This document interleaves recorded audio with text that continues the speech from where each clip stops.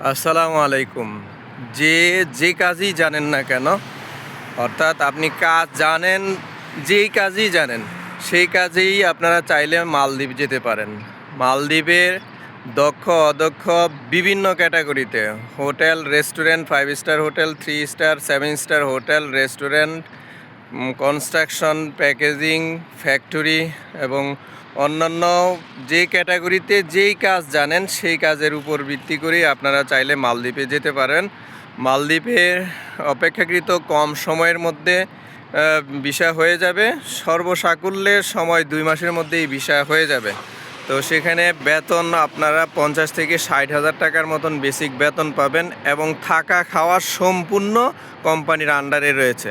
তো আগ্রহী ব্যক্তিগণ যদি চান যে অল্প সময়ের মধ্যে বিদেশে যাবেন এবং বৈধভাবে যাবেন, ম্যান পাওয়ার করে যাবেন, তাহলে কিন্তু এখনই ফাইল প্রসেস করতে পারেন। আপনাদের জন্য যে কথাটা বলতেই হয় সেটা হচ্ছে যে ম্যান পাওয়ার করে বৈধভাবে কাজ নিয়ে যাবেন এবং ডাইরেক্ট কোম্পানিতে যাবেন। অনেকে আছেন যে জানতে চান সাপ্লাই কোম্পানি কিনা। ভাই, মালদ্বীপে বেশিরভাগ কাজই প্রায় 95%-এর উপর কাজই হয় সম্পূর্ণ কোম্পানির উপর ভিত্তি করে।